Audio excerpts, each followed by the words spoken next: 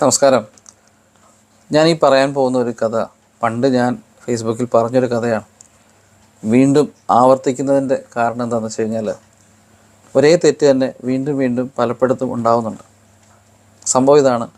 എനിക്കറിയുന്ന ഒരു ഈജിപ്ഷ്യൻ കുടുംബത്തിൽ, എനിക്കറിയുന്നൊരു വ്യക്തിയുടെ സഹോദരനും ഭാര്യയും 2 മക്കളും ഒരു കാർ ആക്സിഡൻറ്റിൽ മരിച്ചു പോവുകയാണ്.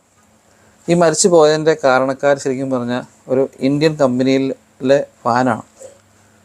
ഈ ഇന്ത്യൻ കമ്പനിയിലെ വാന് നിയന്ത്രണം വിട്ട് ഈ വ്യക്തികൾ പൊയ്ക്കൊണ്ടിരുന്ന വണ്ടിയെ വന്ന് ഇടിക്കുകയും, ആ വണ്ടി ആക്ച്വലി ഒരു ബ്രിഡ്ജിൻ്റെ മണ്ടയ്ക്കായിരുന്നു. ആ ബ്രിഡ്ജിൻ്റെ മുകളിൽ നിന്ന് ഈ വണ്ടി താഴേക്ക് കുത്തനെ മറിഞ്ഞ് തലകീഴായി മറിഞ്ഞ് വീഴുകയും അതിലുണ്ടായിരുന്ന 4 വ്യക്തികളും, ആ കുഞ്ഞടക്കം, അവർ മരണപ്പെട്ടു. സ്പോട്ടിൽ തന്നെ മരിച്ചുപോയി.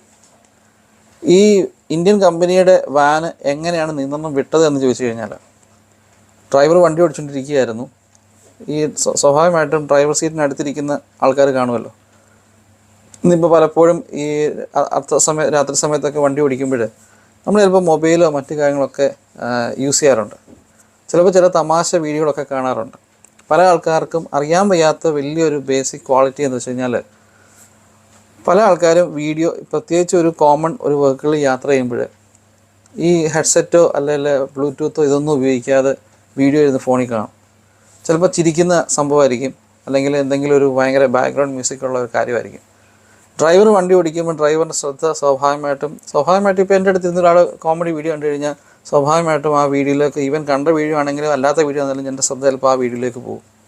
അങ്ങനെ ഈ ഡ്രൈവറിൻ്റെ ശ്രദ്ധ ആ വീഡിയോയിലോട്ട് പോവുകയും പെട്ടെന്ന് റോഡിലുണ്ടായിരുന്ന ഒരു ചെറിയൊരു തടസ്സത്തിൽ വണ്ടി കയറിയപ്പോൾ പാളിപ്പോയിട്ട് ഈ റോഡ് കടന്ന് എതിർദിശയെ വന്ന റോഡിലേക്ക് ഈ വണ്ടി ക്രോസ് ചെയ്ത് കയറിപ്പോകേണ്ടി വന്നു.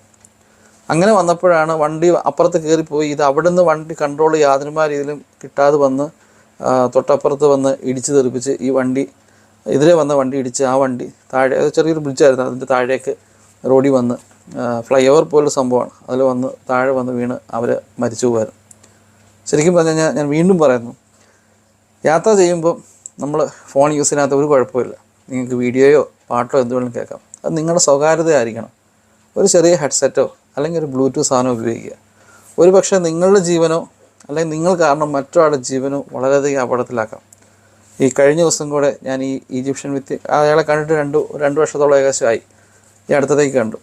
അപ്പോഴും അയാൾ ഈ സംഭവം പറഞ്ഞിട്ട് അയാൾ എൻ്റെ അടുത്ത് ഒരുപാട് വിഷമം പറഞ്ഞു. കാരണം അവരുടെ വീട്ടിലെ മൂത്ത മകനാണ് മരിച്ചത്, അയാളുടെ ജ്യേഷ്ഠനാണ് മരിച്ചത്, മകനും ഭാര്യയും മക്കളും എല്ലാവരും മരിച്ചുപോയി. ഒരു വീട്ടിൽ ഒരേ സമയം 4 മരണമാണ്.